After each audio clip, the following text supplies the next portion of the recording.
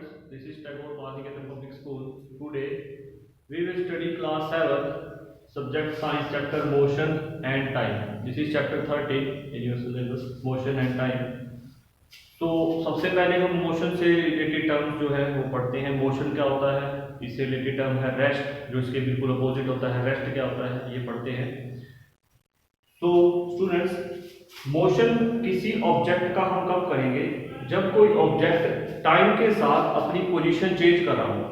जैसे for example एक object है, कोई भी बॉडी है 2 किलोग्राम की, ठीक है, और ये सरफेस पे पड़ी हुई है. देखिए ये मान लीजिए यहाँ पे है A पॉइंट और ये रहा इसका B पॉइंट. अगर ये बॉडी यहाँ से यहाँ पे मूव कर जाती है, फिर वो मूव कैसे हुई, इसके ऊपर कोई फोर्स लगाएगा, कुछ भी कोई फैक्टर होगा. मीन्स इसने अपनी पोजीशन चेंज कर दी A से B तक. लेट कर लेते हैं ये डिस्टेंस 4 मीटर है. मीन्स A से B तक इसने अपना डिस्टेंस जो है 4 मीटर कवर कर लिया और इसके दौरान इसने कुछ टाइम भी लिया. लेट करते हैं वो टाइम होता है जैसे मान लो 20 सेकंड. 20 सेकंड में एक बॉडी ने A से B तक अपनी पोजीशन चेंज कर ली और वो डिस्टेंस कितना कवर किया इसने 4 मीटर. तो हम क्या कहेंगे कि बॉडी मोशन में है. मीन्स यहाँ से यहाँ तक जो है वो बॉडी किसमें थी, मोशन में. यहाँ से यहाँ तक मोशन में. जैसे ही यहाँ पे आ चुकी है, अब ये रेस्ट में आ गई है.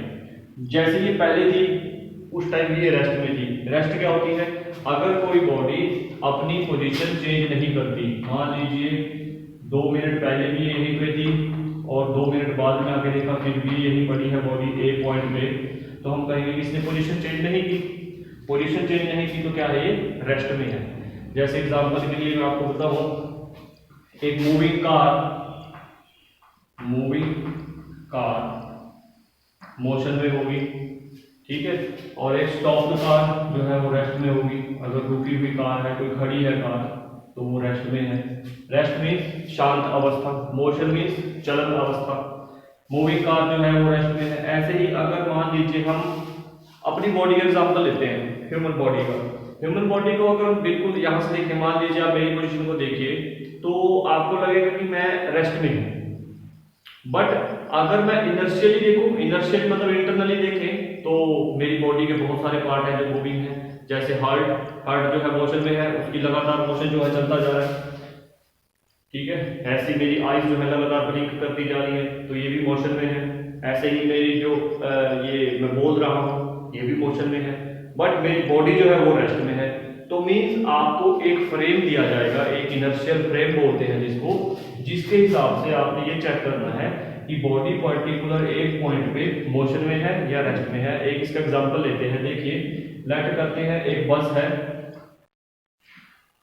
ठीक है, और बस के अंदर जो है पैसेंजर बैठे हैं. पैसेंजर बस के अंदर है, जैसे यहाँ पे एक बैठा है, यहाँ पे दूसरा बैठा है. लेट कर लेते हैं, एक का नाम राम है, दूसरे का नाम है श्याम. बस के अंदर 2 पैसेंजर बैठे हैं, एक का नाम राम है, दूसरे का नाम श्याम है. और बस जो है वो लगातार चल रही है, मूविंग है. मीन्स चल रही, आगे बढ़ रही है बस लगातार. एक पर्सन बाहर खड़ा है, मोहन खड़ा है बाहर. अब ध्यान से सुनो, ये दोनों पर्सन बस के अंदर बैठे हैं. तो राम के हिसाब से अगर देखें, श्याम जो है वो रेस्ट में है, बिकॉज बस चल रही है. बट राम के हिसाब से श्याम कैसे है, रेस्ट में है. श्याम के हिसाब से भी राम कैसे है, रेस्ट में है, बिकॉज वो अपनी पोजीशन चेंज नहीं कर रहा, मूव नहीं हो रहा. मीन्स ये दोनों एक दूसरे के हिसाब से किस में आएंगे, रेस्ट में. राम के हिसाब से श्याम रेस्ट में है, श्याम के दृष्टि से देखें तो राम रेस्ट में है. बट अगर एक पर्सन बाहर खड़ा है मोहन, और मोहन जो है राम और श्याम दोनों को देख रहा है, तो वो थोड़ी देर पहले उनको यहाँ पे देख रहा था, यहाँ पे बैठे थे. थोड़ी देर बाद बस जो है यहाँ पे चली गई, अब उसको वो यहाँ पे दिख रहे हैं. इट मीन्स उसके हिसाब से राम और श्याम कैसे हैं, मोशन में है. तो ये पॉइंट ऑफ ऑब्जर्वेशन से पता लगता है कि कोई ऑब्जेक्ट मूविंग है, मीन्स मोशन में है, या फिर वो रेस्ट में है.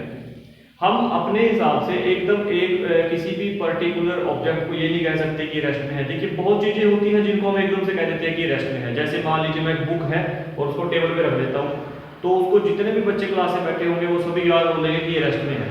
एक बेंच पड़ा है वो भी रेस्ट में है।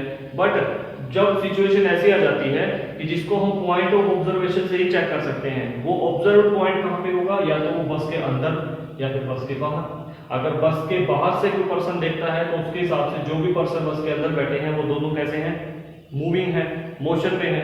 और अगर जो पर्सन बस के अंदर ही बैठे हैं उनके हिसाब से एक दूसरे को देखें तो वो किसमें है, वो रेस्ट में है। इसलिए हम बोल देते हैं कि rest and motion are relative term. Rest and motion are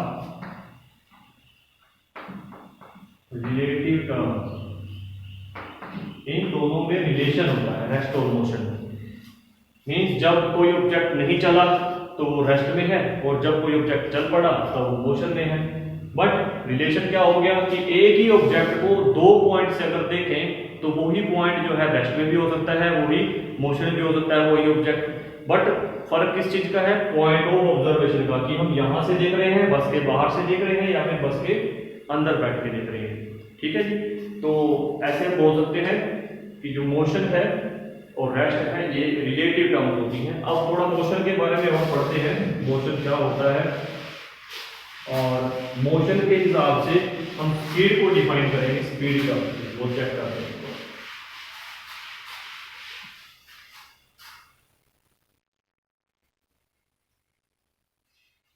late करते हैं, देखिए एक बॉल है, ठीक, उस बॉल का कुछ ना कुछ मास भी है, जैसे ये मैं लेट कर देता हूं 0.2 किलोग्राम की है, 0.2 किलोग्राम की। अब इसके ऊपर किसी ऑब्जेक्ट ने फोर्स लगाई तो ये मूव करने लगी इस डायरेक्शन में। पहले यहां पे थी और मूव करते करते करते ये यहां पे पहुंच जाती है। मीन्स पहले इसकी पोजीशन ये थी, अब इसकी पोजीशन ये है। मीन्स पहले इसकी पोजीशन ए थी, अब इसकी पोजीशन बी है। चलती जा रही है अभी भी चलती जा रही है। और हम लेट करते हैं कि यहां से यहां तक का डिस्टेंस जो है वो 5 मीटर है, 5 मीटर। और ये 5 मीटर का डिस्टेंस इसने कवर किया 2 सेकंड में, 2 सेकंड में। ये 5 मीटर का डिस्टेंस इसने कवर किया 2 सेकंड में।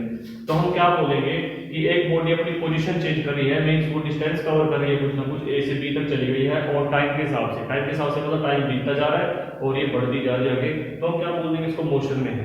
ठीक, अब मोशन के आगे फर्दर टाइप्स है, हम उनको डिफाइन कर रहे हैं। एक होता है, देखिए यूनिफॉर्म मोशन, एक होता है नॉन यूनिफॉर्म। यूनिफॉर्म और नॉन यूनिफॉर्म को डिफाइन करेंगे। तो यूनिफॉर्म और नॉन यूनिफॉर्म को डिफाइन करने से पहले आपको स्पीड पता होनी चाहिए क्या होती है स्पीड। तो इसके टाइप हम पहले स्पीड करेंगे, उसके बाद डिफाइन करेंगे यूनिफॉर्म और नॉन यूनिफॉर्म। तो स्पीड क्या होती है, स्पीड होती है जैसे मान लीजिए हम कार में जा रहे हैं और हमारी कार का जो मीटर है वो, उसकी नीडल है वो ऐसे चलती है 0 से 10, 20, 30, 40 ऐसे चलती रहती है। तो वो क्या करती है कि आपकी कार की स्पीड मान लीजिए 40 किलोमीटर पर आवर है या 30 किलोमीटर पर आवर है। ये किलोमीटर पर आवर, इसका मीन्स क्या है, किलोमीटर क्या होता है डिस्टेंस, और पर आवर मीन्स नीचे क्या है समय, टाइम। तो जब स्पीड निकालेंगे तो इसका फॉर्मूला बन जाता है, आपने टोटल डिस्टेंस लिख देना है और उसको डिवाइड कर देना है टोटल टाइम से। ये स्पीड का फॉर्मूला है, डिस्टेंस बाय टाइम, स्पीड। तो यहां से डिस्टेंस देखिए, अगर ए से बी तक हम चेक करें डिस्टेंस कितना कवर किया 5 मीटर, तो स्पीड अगर निकालेंगे, स्पीड डिस्टेंस कितना कवर किया 5 मीटर, और कितने टाइम में किया 2 सेकंड। तो 5/2 जब सोल्व करें कितना मिलेगा 2.5, वो ये क्या है मीटर पर सेकंड, मीटर पर सेकंड। मीटर के लिए m, सेकंड के लिए s। तो 2.5 मीटर पर सेकंड इसकी स्पीड आ गई। मींस जब ये बॉडी a से b तक गई तो कितनी स्पीड से गई 2.5 मीटर पर सेकंड। मींस 1 सेकंड में ये 2.5 मीटर चलेगी, 2 सेकंड में ये 5 मीटर चलेगी। ये तो है 2 सेकंड में 5 मीटर चलती है। तो ये इसकी स्पीड आ चुकी है। क्लियर है ये स्पीड क्या होती है। अब हम स्पीड के हिसाब से यूनिफॉर्म और नॉन यूनिफॉर्म को चेक करते हैं। यूनिफॉर्म मोशन क्या होता है और नॉन यूनिफॉर्म क्या होता है। देखिए लेट करते हैं, ये ए पोजीशन है, ये बी है, एक पोजीशन हम और लेट कर देते हैं सी, एक पोजीशन और लेट कर देते हैं सी। मीन्स ये बॉडी देखिए चलती जा रही है, ये बॉल जो है ये मूविंग होती जा रही है, लगातार चलती जा रही है। तो एक पॉइंट हमने और मान लिया, थोड़ा इसको दूर कर लेते हैं, ये अच्छे से समझ में आ जाएगा। यहाँ पे ये सी पॉइंट इस तरफ चलती जा रही है बॉल, ठीक है। और यहां से यहां तक का 5 मीटर डिस्टेंस था, यहां से यहां तक का ले लेते हैं 10 मीटर, 10 मीटर, और यहां से ले लेते हैं 4 सेकंड तक। क्लियर है पॉइंट।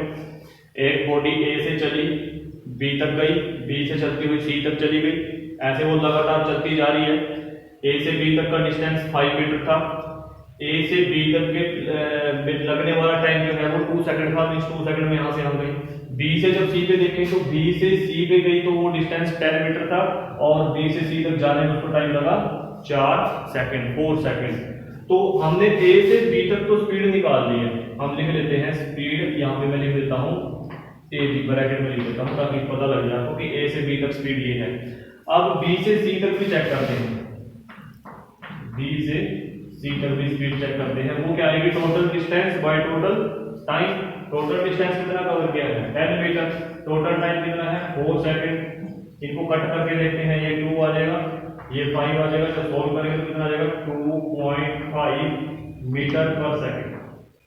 स्पीड में कितनी आ गई 2.5 मीटर पर सेकंड। अब देखिए यहां से यहां तक बॉडी गई तब भी 2.5 मीटर पर सेकंड स्पीड थी, यहां से वहां तक गई तब भी 2.5 मीटर पर सेकंड स्पीड थी। मींस हम ये कह सकते हैं कि जब बॉडी यहां से चली तो वो लगातार 2.5 मीटर पर सेकंड की स्पीड से चलती जा रही है। जब स्पीड सेम आ जाए, किसी पर्टिकुलर पोजीशन दे दी हमें, उस पोजीशन में सभी में स्पीड सेम आ जाए, तो ऐसे मोशन को हम यूनिफॉर्म मोशन बोलते हैं। Uniform motion means equal distance cover करता है, equal distance in equal time, in equal time. जैसे यहाँ पे 5 मीटर कवर किया 2 सेकंड में, यहाँ पे 10 मीटर कवर किया 4 सेकंड में। स्पीड निकाल के देखिए, यहाँ पे 2.5 आती है स्पीड, यहाँ पे निकाल देखिए यहाँ पे 2.5 आती है। तो ऐसे मोशन को हम क्या बोल देंगे, यूनिफॉर्म मोशन। नॉन यूनिफॉर्म जो है बिल्कुल इसका अपोजिट हो जाएगा। उसमें क्या हो जाएगा, जैसे मान लो यहाँ से यहाँ तक 5 मीटर था 2 सेकंड था, यहाँ से यहाँ तक 10 मीटर लगा लो, लेकिन टाइम जो है वो हम ले लेते हैं 5 सेकंड। तो अब अगर 10 से 5 करेंगे यहाँ पे तो कितना आ जाएगा 10 मीटर बाय 5 सेकंड, कितना आ जाएगा 2, मींस 2 मीटर पर सेकंड। अब जो स्पीड है वो एक जैसी नहीं रही, यहाँ पे 2.5 है, वहां पे 2 है। मींस जब यहाँ से यहाँ गई तो 2.5 मीटर पर सेकंड स्पीड थी, जब बी से सी गई तो 2 मीटर पर सेकंड स्पीड है। मींस स्पीड क्या हो गई, चेंज हो गई। तो ऐसे मोशन को क्या बोलेंगे, नॉन यूनिफॉर्म मोशन। ठीक है, नेक्स्ट टॉपिक जो है वो नेक्स्ट लेक्चर में करते हैं। फिलहाल के लिए आपने इसको अपनी बुक से लर्न करना है। Thank you.